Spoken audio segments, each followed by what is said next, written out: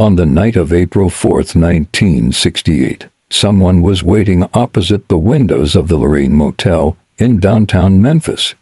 In front of the motel, the big white Cadillac was parked. It was the car in which the Rev. Martin Luther King was being driven round as he traveled through the southern states, speaking to audiences in towns and cities, promoting the cause of nonviolence and civil rights. When King stepped out onto the balcony to take a breath of fresh air after eating his dinner, a shot rang out. The civil rights leader and Nobel Prize winner, the man who preached nonviolence, fell to the ground, fatally wounded. Within minutes, he was dead. The news spread like wildfire around the USA. The man who had done more, perhaps, than any other to further the rights of black people in the United States of America had been assassinated, it seemed, by a lone sniper, a white extremist.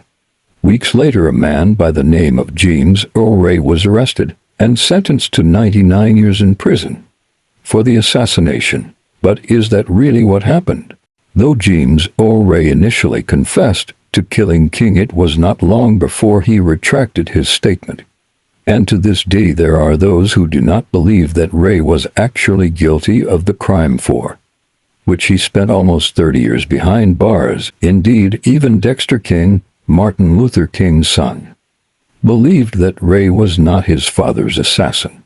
But if Ray did not do the deed, who did, and why? Was it just a pure racist crime? Or was this a political assassination ordered by some faceless figures in some secret service? The theory that King was really assassinated by the Secret Service has been growing more and more popular over recent years, and was even the subject of an X-Files episode. So, how real is the conspiracy theory, and what reasons might anyone other than a racist have had to get rid of a charismatic and peaceful leader like Martin Luther King? The Lorraine Motel, with the balcony on which King was assassinated, and a 60s Cadillac like the one in which King was traveling. We have to take ourselves back to 1968. Since 1955, King had been at the front of the civil rights movement in the USA. He had given great support to the year-long bus boycott in Montgomery, Alabama, which eventually led to the desegregation of public transportation. He had used his skills as a passionate orator to inspire black people to stand up for their rights in housing, education, and other civil rights, and he had gained the backing of a growing number of whites. He was in the front line of the anti-segregation demonstrations in Birmingham, Alabama, in 1963, which probably did more than any other protest to further the cause of civil rights.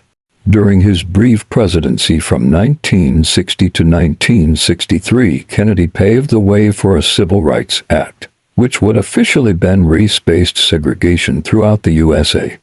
Though Kennedy was gunned down before he had time to put the act through Congress, Lyndon Johnson completed the job, and by the end of 1964 the Civil Rights Act was law, and Martin Luther King had won the Nobel Prize for Peace. Racism, however, had not disappeared. More laws, including the 1968 Civil Rights Act, were needed to fully eradicate all forms of official racism, but even then, laws could not change the deep-seated bigotry of many Southern whites. The more civil rights laws were passed, the more some racist groups felt threatened. 1968 was a crisis year in many countries. The civil rights movement in the USA had more or less merged with the anti-Vietnam War movement. Black leaders like King were being joined by the pacifist gurus of a new generation of educated young white Americans, Bob Dylan and Joan Baez. At the same time, in the black ghettos of the Rust Belt cities, a new and more aggressive movement had emerged, Black Power. In the opinion of some observers, America was slowly sliding towards civil unrest on a large scale, though King, with his nonviolence, was no supporter of civil conflict. He was the no one figurehead of Black America, hence the conspiracy theory. a compact English grammar with particular reference to modern American usage according to the theory. King was assassinated by the government, whoever that may have been, to prevent the USA from severe civil conflict. A week before King was assassinated, a peaceful march in Memphis had been provoked into violence by a gang called the Invaders. Nobody knows who was behind the Invaders, but someone was.